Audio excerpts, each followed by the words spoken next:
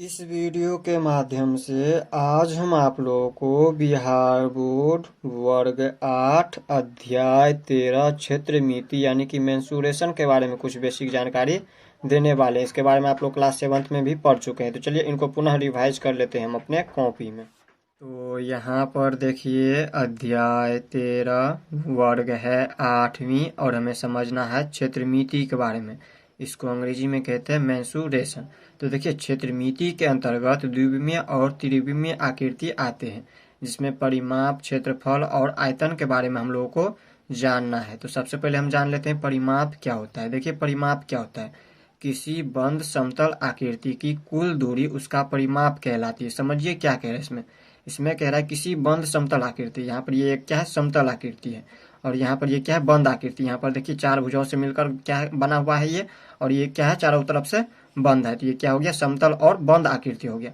और इनकी कुल दूरी यहाँ पर जैसे हम ले ले इस बिंदु को, तो यहाँ से इस तरह से चलने पर यहाँ पर इस तरह से ये जा रहा है, और इसके यहाँ पर जाने पर इस तरह से यहाँ पर वापस जब यहाँ तक आएगा, इस तरह से मिलेगा वापस इस बिंदु पर, तो यही हो गया इनकी कुल दूरी। यहाँ से जा करके इस तरह से वापस आ रहा है, यहीं पे मिल रहा है, तो ये इनकी कुल दूरी हो गया।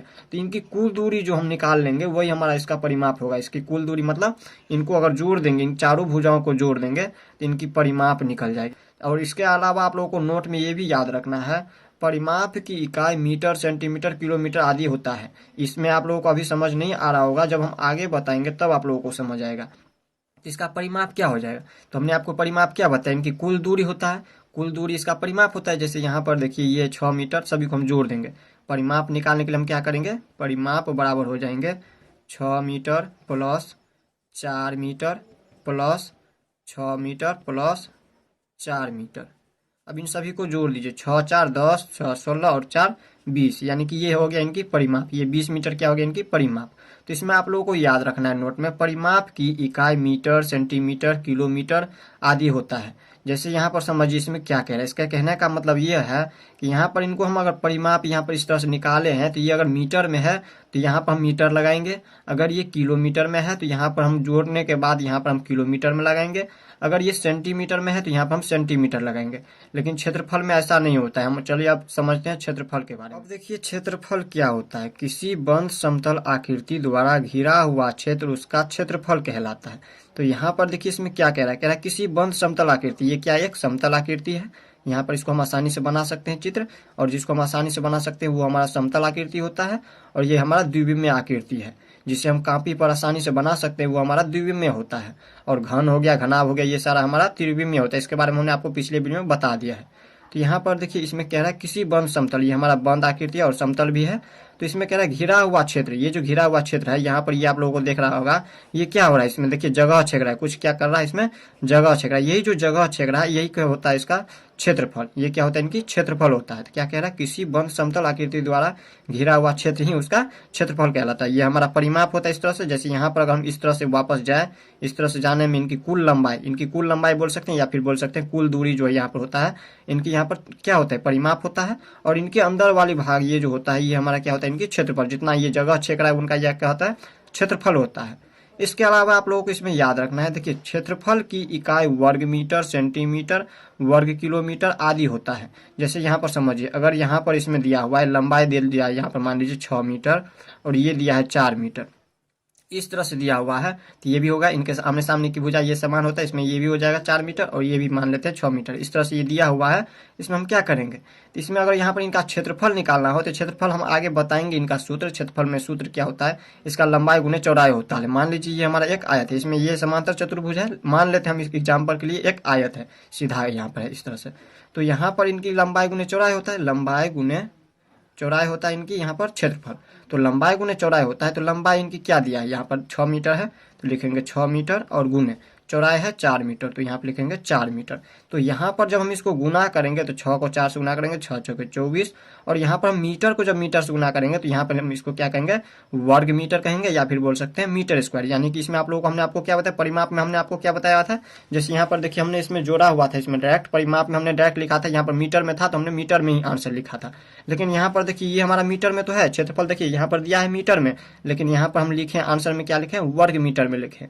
तो आप लोगों को क्या करना है, क्षेत्रफल क्षेत्रफल जब भी निकालना हो तो यहाँ पर अगर यहाँ पर द्विविमीय आकृति है, द्विविमीय आकृति, तो उसमें हम क्या करेंगे, हमेशा वर्ग मीटर लगाएंगे। अगर मीटर में है तो, अगर किलोमीटर में है तो वर्ग किलोमीटर लगाएंगे, अगर सेंटीमीटर में है तो वर्ग सेंटीमीटर लगाएंगे। तो इस तरह से आप लोग क्षेत्रफल के बारे में भी जान गए होंगे। अब हम समझते हैं इनसे आगे। देखिए अब हम समझते हैं बंद समतल आकृतियां, आकृतियां के नाम, परिमाप और क्षेत्रफल क्या होता है। तो देखिए बंद समतल आकृतियां, ये हमारा एक बंद समतलीय आकृतियां है। इस आकृतियां का नाम यहाँ पर दिया हुआ है आयत, और इसकी यहाँ पर परिमाप होता है 2 इंटू लंबाई प्लस चौड़ाई, और इनका क्षेत्रफल होता है, आयत का क्षेत्रफल होता है लंबाई गुने चौड़ाई। अब कैसे होता है, देखिए हमने आपको परिमाप के बारे में बता दिया है। कोई भी आकृति रहे तो उसका यहाँ पर कुल दूरी ही क्या होता है, इनकी परिमाप होता है। जैसे ये एक आयत है तो इनकी कुल दूरी ही क्या होगा, इनकी परिमाप होगा। अब कैसे, तो मान लेते हैं यहाँ पर देखिए, इसको मान लेते हैं बी, यहाँ पर मान लेते हैं कि ये आधार है इनकी, ये मान लेते हैं इनकी लंबाई को हम बी मान लेते हैं और चौड़ाई को हम मान लेते हैं ए है। इस तरह से है। तो इनके सूत्र यहाँ पर देखिए कैसे होगा, तो ये ए तो ये भी ए, आमने सामने की भुजा आयत में क्या होता है, समान होता है, यानी कि बराबर होता है। तो ये भी बी हो, ये बी है तो ये भी बी हो जाएगा। तो अब देखिए हम इसमें सूत्र निकालना सीखते हैं। तो यहाँ पर देखिए हमने आपको क्या बताया, परिमाप क्या होता है, इनकी कुल दूरी होता है। तो कुल दूरी यहाँ पर देखिए लंबाई ये बी हो गया तो लिखेंगे बी प्लस, दूसरा यहाँ पर चौड़ाई ए है तो लिखेंगे ए प्लस, फिर से यहाँ पर लंबाई क्या है बी तो बी, और यहाँ पर इनकी चौड़ाई ए। अब इनको जोड़े तो यहाँ पर देखिए इसमें क्या हो जाएगा, तो यहाँ पर b कितनी बार है, 2 बार, तो 2b प्लस 2a, 2a। इसे आप चाहे तो इस तरह से लिख सकते हैं, पहले a को लिख दीजिए इसके बाद b को लिख दीजिए। अब अगर हम इसमें 2 कॉमन ले ले, इसमें अगर 2 कॉमन ले ले तो a प्लस b बच जाएगा इसमें। तो यहाँ पर देखिए इसी तरह से सूत्र बन गया 2 इंटू, देखिए चौड़ाई की जगह पर a माना था और लंबाई की जगह पर b माना हुआ था। तो इस तरह से ये सूत्र आ गया है। अब इनके यहाँ पर देखिए तो यहाँ पर क्षेत्रफल क्या होता है, इनकी लंबाई गुने चौड़ाई, तो लंबाई गुने चौड़ाई, तो यहाँ पर देखिए लंबाई इनकी क्या माने हैं b, तो हम लिख सकते हैं b गुने ए, या फिर लिख सकते हैं इसी को उल्टा लिख सकते हैं, इस तरह से भी लिख सकते हैं ए गुने बी, क्योंकि दोनों क्या है प्लस में है, तो हम इसको उल्टा करके इस तरह से भी लिख सकते हैं। तो ये होंगे इनके सूत्र। अब देखिए यहाँ पर दूसरा यहाँ पर आकृतियां दिया हुआ ये है वर्ग की। ये कौन सी आकृतियां है, वर्ग, और वर्ग में क्या होता है, चारों भुजाएं समान होता है। अगर ये भुजा ए तो ये भी भुजा ए, ये भी ए, ये भी ए। तो यहाँ पर देखिए इनकी चारों भुजाएं क्या होता है, समान होता है। तो यहाँ पर देखिए वर्ग में क्या होता है, 4 गुने भुजा, इसका परिमाप होता है। क्यों होता है इनकी 4 गुने भुजा, तो यहाँ पर देखिए इनकी चारों भुजाएं समान होता है, इसलिए हम यहाँ पर देखिए अगर ए मान है तो इसमें ए के हम इसको ए के लिए हम भुजा मान लेंगे। तो यहाँ पर इनकी टोटल कितनी भुजाएं है, यहाँ पर 4 है तो लिखेंगे 4 गुने भुजा, ये इनकी परिमाप होता है। इसे आप लोगों को याद रखना इन सूत्रों को। अब इनका क्षेत्रफल क्या होता है, वर्ग का क्षेत्रफल होता है भुजा गुने भुजा। देखिए यहाँ पर लंबाई, इसको मान लेते हैं ये लंबाई है और ये मान लेते हैं चौड़ाई है। तो यहाँ पर देखिए ये लंबाई हम ए माने हैं तो ये भी ए और ये भी ए ही है, इनकी चारों भुजाएं समान होती है, इसलिए हम यहाँ पर इसके लिए भी लिख दिए भुजा और इसके लिए भी लिख दिया हमने भुजा। तो भुजा गुने भुजा, ये इसका क्षेत्रफल होता है। अब देखिए अब हम समझते हैं इनसे आगे। अब देखिए यहाँ पर है तीसरा है त्रिभुज। अब त्रिभुज क्या होता है, तो देखिए त्रिभुज में क्या होता है, यहाँ पर देखिए ये एक त्रिभुज है, तो त्रिभुज में जो है यहाँ पे इनकी परिमाप होता है तीनों भुजाओं का योग, तीनों भुजाओं का योग होता है इनकी परिमाप। अब कहिएगा तीनों भुजाएं जैसे मान लेते हैं हम, यहाँ पर ये है S1, S1, इसको मान लेते हैं S2, इसको मान लेते हैं S3, इस तरह से हमने मान लिया S1 S2 S3। तो यहाँ पर तीनों भुजाओं का योग होता है, तो हम यहाँ पर लिखेंगे S1 plus S2 plus S3, ये होता है इनकी परिमाप। और इनका क्षेत्रफल क्या होता है, इनका क्षेत्रफल होता है 1/2 गुने आधार गुने ऊंचाई। 1/2 इंटू आधार को हमने यहाँ पर क्या माना है, इसको मान लेते हैं b है, यहाँ पर आधार को हम b मान लेते हैं, तो b और गुना में यहाँ पर इनकी ऊंचाई क्या हो जाएगा, ये इनकी लंब, यहाँ पर इस तरह से यहाँ पर हम लंब डाले हैं आधार पर, तो ये जो लंब डाले हैं इनकी ऊंचाई हो गया। देखिए यहाँ पर हम आधार कब पहचानेंगे, त्रिभुज में कौन सा आधार है हम कब पहचानेंगे, तो जिस पर हम लंब डालेंगे। जैसे यहाँ पर हम इधर से लंब डाले हैं तो ये इनकी आधार हो जाएगा। अगर हम यहाँ से इधर की ओर डालेंगे लंब तो यहाँ पर इनकी आधार ये हो जाएगा, और अगर हम इधर से अगर लंब डालें तो इनकी आधार ये हो जाएगा। तो हम ऊपर से इस तरह से डाले हैं तो इनकी आधार ये हो गया। तो आधार को हमने b माना है तो b लिख देंगे, और इनकी ऊंचाई यहाँ पर h है तो लिख देंगे h। तो ये इनका सूत्र हो गया 1/2 गुने आधार गुने ऊंचाई। इस तरह से ये सूत्र आप लोगों को याद रखना है। अब आता है यहाँ पर हमारा समांतर चतुर्भुज। समांतर चतुर्भुज में क्या होता है, आमने सामने की भुजा बराबर होती है। तो यहाँ पर अगर हम इसको b माने तो ये भी भुजा हो जाएंगे b, और इसको अगर हम a माने तो ये भी भुजा हो जाएंगे a। और इनके यहाँ पर देखिए इनकी यहाँ पर सूत्र क्या होता है, यहाँ पर देखिए परिमाप, यहाँ पर समांतर चतुर्भुज का परिमाप होता है 2 इंटू लंबाई प्लस चौड़ाई। 2 इंटू लंबाई प्लस चौड़ाई क्यों होता है, क्योंकि हमने आपको समझा दिया है जब आयत में समझाए हुए थे, उसी तरह से ये भी आयत की तरह ही है। तो आयत में जिस तरह से जोड़े हुए थे उसी तरह से इसमें भी आ जाएगा। यहाँ पर देखिए अगर इसको जोड़े तो यहाँ पर हो जाएगा b प्लस में a प्लस में b प्लस में a, और इनको सभी को जोड़ेंगे तो यहाँ पर हो जाएगा 2a प्लस 2b, और 2 कॉमन ले लेंगे तो यहाँ पर हो जाएगा a प्लस b। इस तरह से यहाँ पर आ गया 2 इंटू लंबाई प्लस चौड़ाई। यहाँ पर लंबाई को हमने इस तरह से यहाँ पर क्या माना हुआ था, लंबाई को b माना हुआ था, तो यहाँ पर b हो गया। ये इसमें प्लस है दोनों में, तो हम इसको उल्टा करके लिख सकते हैं, तो b मान लिया, और यहाँ पर चौड़ाई को a माना है तो यहाँ पर a लिख दिया इस तरह से। तो ये हो गया इनके सूत्र परिमाप का। और यहाँ पर अगर यहाँ पर समांतर चतुर्भुज का क्षेत्रफल देखें तो क्या होता है, तो समांतर चतुर्भुज का क्षेत्रफल होता है आधार गुने ऊंचाई। जहाँ यहाँ पर देखिए आधार को हमने b माना है तो यहाँ पर लिखेंगे b, और गुना में यहाँ पर इनको लिख सकते हैं ऊंचाई। क्या है, ऊंचाई को हमने यहाँ पर देखिए ये हमारा इनकी ऊंचाई, ये क्या हो गया इनकी ऊंचाई। यहाँ पर ऊपर से जो लंब डाले हैं यहाँ से, ये इनकी ऊंचाई हो गया, इनको ऊंचाई यहाँ 1, या फिर आप इसे चाहे तो इस तरह से यहाँ पर भी डाल सकते हैं, ये भी हो जाएगा इनकी ऊंचाई। तो यहाँ पर हम इसको मान लेते हैं h, तो यहाँ पर ये हो गया इनकी ऊंचाई। हम यहाँ पर लिख सकते हैं b गुने h, यहाँ पर या तो फिर इस तरह से लिख सकते हैं आधार गुने h। इसे आप लोगों को याद रखना है इन सूत्रों को, ये सभी सूत्र दिया हुआ। अब देखिए यहाँ पर लास्ट है वृत्त। अब वृत्त में क्या होता है, वृत्त की परिधि होता है 2πr और इसका क्षेत्रफल होता है πr²। अब देखिए यहाँ पर वृत्त की परिधि होता है यहाँ पर 2πr। इसे आप लोगों को याद रखना है इस बातों को। जो रेखाखंडों की मदद से, जो भुजाओं की मदद से बना हो उसमें हम परिमाप बोल सकते हैं उसे, या फिर परिमिति बोलते हैं। और यहाँ पे जो हमारा इस तरह से यहाँ पर रेखाखंड की मदद से जो नहीं बना हो उसमें क्या होता है, उसको हम परिधि कहेंगे, याद रखिएगा। जैसे यहाँ पर अगर अर्ध व्यास दिया हो इस तरह से आधा वाला हो, उसमें भी हम कहेंगे यहाँ पर परिधि। और अगर यहाँ पर वो भी क्या है, भुजा की मदद से नहीं बना, ये हमारा एक चाप है, इस तरह से बनेगा। तो यहाँ पर देखिए वृत्त में और अर्धवृत्त दोनों में हम क्या कहेंगे, परिधि कहेंगे। परिधि होता है 2πr, यहाँ पर वृत्त की परिधि 2πr, और यहाँ पर वृत्त का क्षेत्रफल होता है πr²।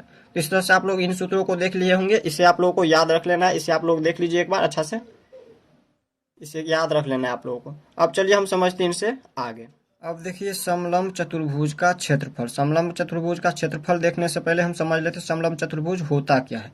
तो देखिए समलंब चतुर्भुज क्या होता है, 4 भुजाओं से घिरे वह आकृति जिसमें एक जोड़े समांतर भुजाएं व एक जोड़े असमांतर भुजाएं हो समलंब चतुर्भुज कहलाते हैं। समझिए इसमें क्या कह रहा है, कह रहा है 4 भुजाओं से घिरे वह आकृति, 4 भुजाओं से घिरे वह आकृति। जैसे इसमें कितना भुजा है, पहला भुजा, ये हो गया इनकी दूसरा भुजा, ये हो गया इनकी तीसरी भुजा, और ये हो गया इनकी चौथा भुजा। इसमें 4 भुजाओं से ये घिरा हुआ है।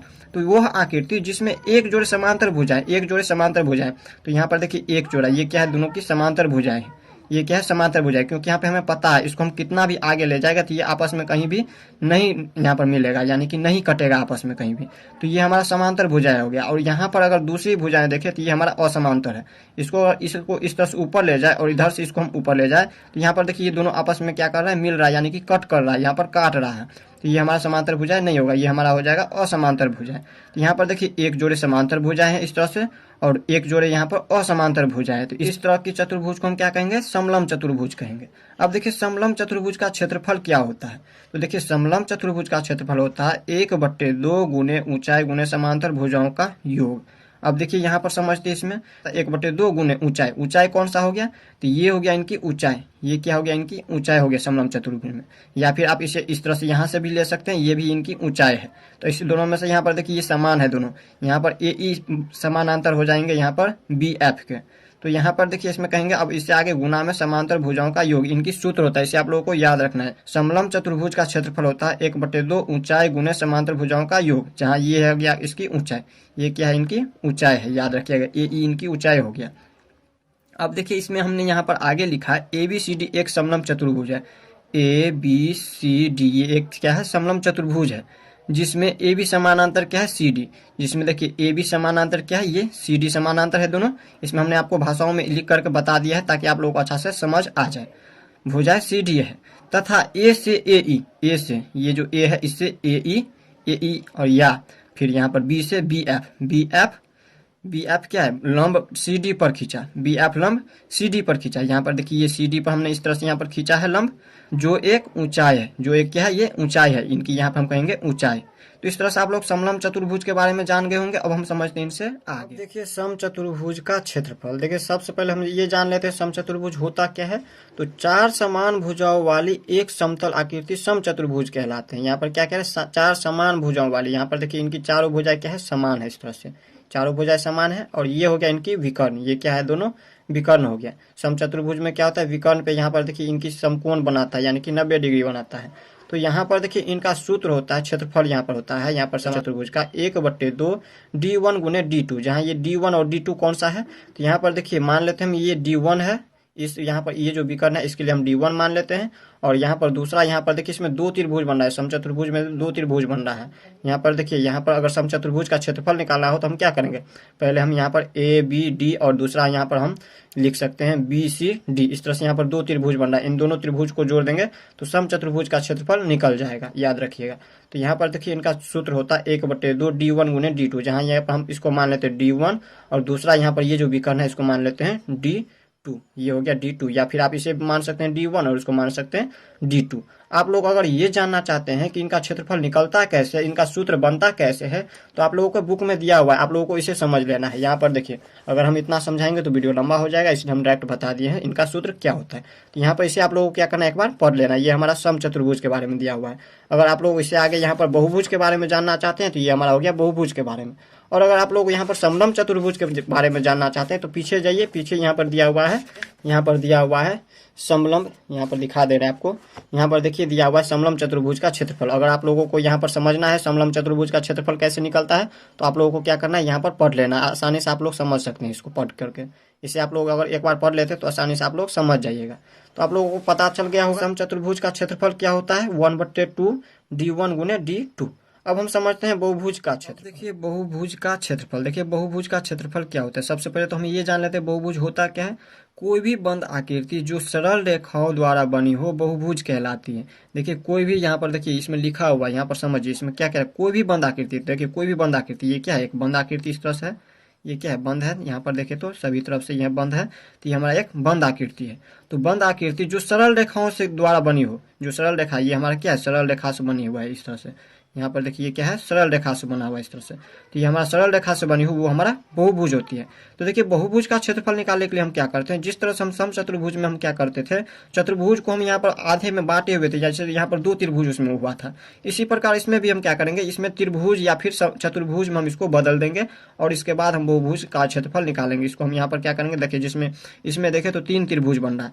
पहला देखें तो यहाँ पर देखिए ये हमारा एक त्रिभुज है, यहाँ पर देखें तो देखिए ये हो गया ABD। दूसरा देखें तो यहाँ पर देखिए BCD और तीसरा देखें तो AED। इस तरह से इसमें 3 त्रिभुज बन रहा है। इसी तरह से अगर दूसरा देखना हो तो यहाँ पर देखिए ये आपके बुक से ही बता रहे हैं, यहाँ पर देखिए दूसरा चित्र भी दिया है, इसे भी अगर आप लोग समझना चाहे तो समझ सकते हैं इस तरह से। तो यहाँ पर देखिए इसमें आयत बना हुआ है और हमने आपको त्रिभुज के माध्यम से बताया हुआ, त्रिभुज वाले।